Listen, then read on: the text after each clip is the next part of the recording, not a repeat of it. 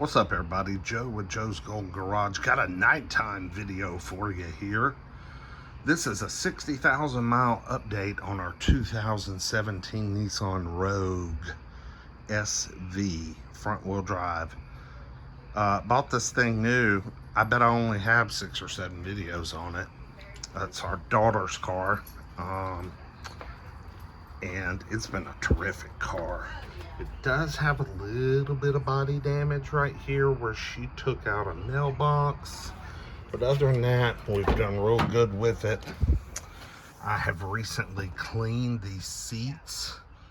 I have pointed out in previous videos how easily they stain, and several people, that's just shadows. That's not a stain. It's a shadow from that hanging off the rear view mirror.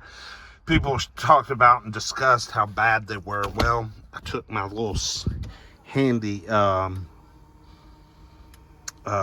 extractor after them, and man, they cleaned right up. I mean, right up, no problems. All right, let's hop in and start her up.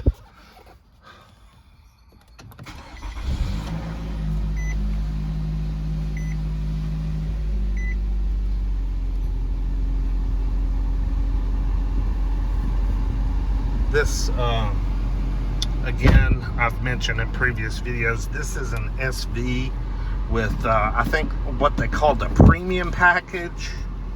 And what that package included was a larger infotainment screen.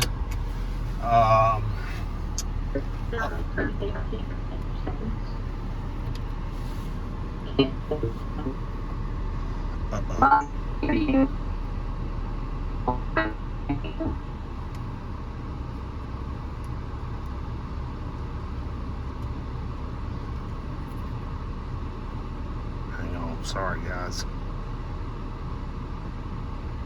My wife's on the phone with our daughter, and it was picking up on the Bluetooth still in the car. Whoops. I think it got disconnected just now. Anyway, where was I? Oh, the premium package came with a larger screen, heated steering wheel, okay, power rear tailgate, which is very, very handy. You also get, of course, I think all SVs were push button start, and all SVs had heated seats and a power driver's seat. But I think with that premium package, you also got remote start, which this car has, and the keyless go, you know, where you just have the key in your pocket and you just pull the handle. Very handy, very convenient, and very nice little option package that was not very expensive. I want to say it was less than $2,000. And adds a lot of nice features. I prefer cloth over leather. So the only option this thing's really missing that I would have liked is the sunroof. And at the time, I didn't know that was an option. Otherwise, I would have probably chosen one. I just kind of ran up on this one, and we just made a deal on this one on New Year's Eve of 16. It also has the bird's eye view camera with that premium package that gives you just better handy camera work. You get a top view of the car, plus you can press the camera button here and get some different angles, like down the side, so you can see if you're close to a car beside you. Okay, yeah. So that's pretty cool. Yeah, it's just some neat features. But I thought I would just do a little 60,000 mile update and bring you guys up to speed. Because it's been a while, I think. I think I did a 50. Currently, right now, we are sitting on... Where are we at? 62 62,059 miles. 100% trouble-free. No problems. Except for key fob batteries dying prematurely. I think prematurely. And the original Renault Nissan battery that came with the car new died after only 2 years. And I thought that was kind of, sorry. But other than that, it's just been maintenance, tires, oil changes. I just had the 60,000 mile service done, which was a pretty thorough service. It included changing the CVT fluid, transmission service, which, man, you've got to service these Nissan CVTs. You just have to. If you have a Nissan Versa, Sentra, Altima, Rogue,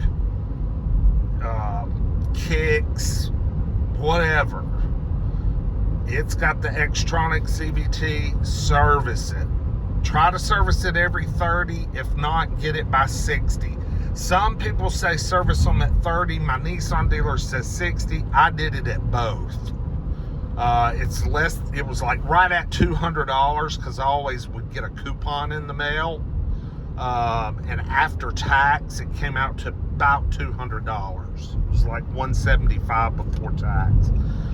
It's just, it's good assurance to hopefully maximize the life of the CVT in these things, because if there's anything, that is the weak spot in any of the Nissan products over the past 10 years. I think they've gotten better with the ones that are out today and probably in the last year or two, but I mean, they were terrible. Good Lord. Let's do a little freeway acceleration.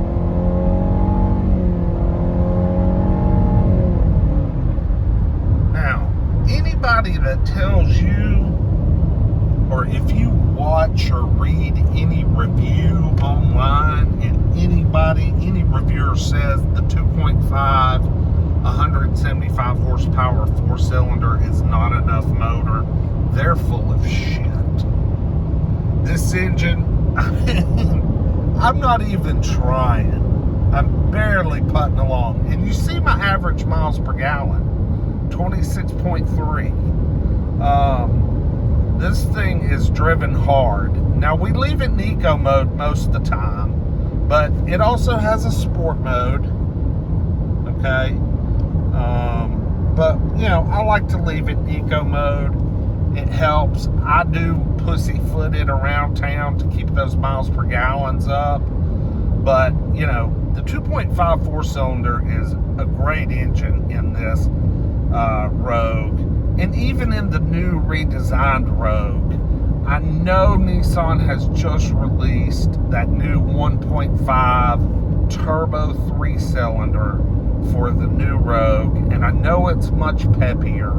I think it puts out a little over 200 horsepower. It's either 201 or 211. I realize that, and it's probably even more fuel efficient. But guys, being in, not only am I in the used car business, the name of the company I work for is TurboTech.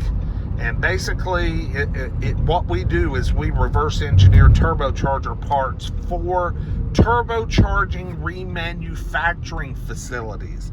So many cars are turbocharged now that the reman business is huge.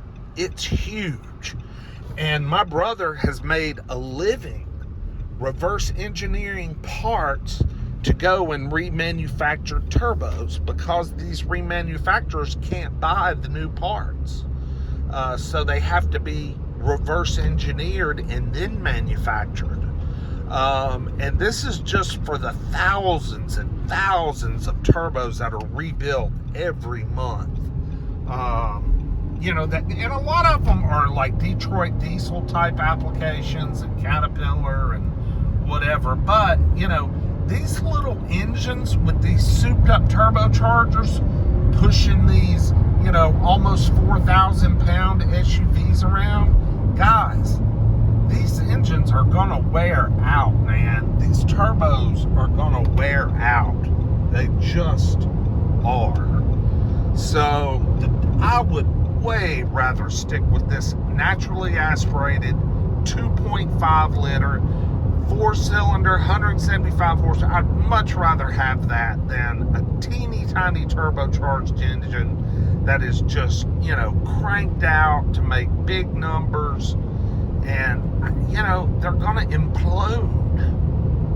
I mean, unless they're made out of the block and all the parts are made out of unobtainium, they're gonna implode, explode, whatever. But anyway, I digress. Where was I? 60,000 mile service. Took it to the Nissan dealership. It wasn't cheap.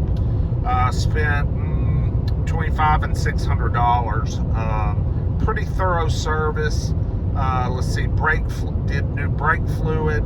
Of course, the CVT, oil change, tire rotation balance.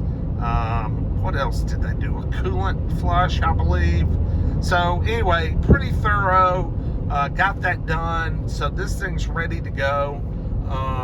They did tell me I'm down to my wear bars on my brake pads. I'm down to 1 on the fronts and 2 on the backs. I guess that's, I don't know, what, millimeters? I don't know. But it needs new brakes. You can't tell it yet, but apparently it needs them. I mean, it stops just fine and does not make any noise, but apparently it is just at the threshold. So got to get new brakes. Nissan wanted $600 more to put new brakes on it, and I just wasn't going to pay that. I'll either do it myself or take it to my small local mechanic. He'll do it for a few $100. But anyway, so other than tires and oil changes, a new battery when the car was about 2 years old, I mean, it's been a great car. It does have a little bit of accident damage on the back quarter where my daughter hit a mailbox, and the driver's side wheel and strut and some of the suspension components are new where she hit a curb at a very high rate of speed about a year ago. It's probably been closer to 2 years ago. Yeah, blew the tire, broke the wheel. It was a big mess. But I just paid for it out of pocket. I didn't even turn it in on insurance. And my guys just replaced the strut, wheel, tire. And what was great about it, I just put the new set of tires on the car the week before. So 62,000 miles, you know, it's just now needing its first set of brakes. It's on its, you know, second set of tires. And, you know, it's just been oil change. It's been a great rig. You know, the technology's not, you know, not stellar, but for 2017, it was okay. You can look at Facebook and all that crap on the screen, and it'll read your text messages to you, and you can send some pre-programmed text via hands-free and Bluetooth, which is nice. And of course, it's very roomy. The back seat's large, and lots of leg room, lots of cargo room. It does good on a road trip. A little bit of droning back and forth with the CVT if you want to run 80, 85, but it's not awful. And you know, it's just been a great rig. And we just made our last payment, I think 2 months ago. Yeah, 2 or 3 months ago, made her last payment, so she's paid for. And the Nissan dealership actually offered to buy it from us for $18,000. Isn't that crazy? And that's with the dents on the driver's rear quarter panel from hitting the mailbox. But it's not for sale. It's my daughter's car. It's her car to get her through college and to get her started in life, and it's her car. So I just look after it and occasionally get to drive it. Would I personally go out and buy one for myself again? Probably not. I might buy the new redesigned one because it's pretty attractive looking, but I would need to spend some time in the seat. I'm I'm 6'3", 260. I have a little bit of a hard time getting comfortable driving position in this car, believe it or not.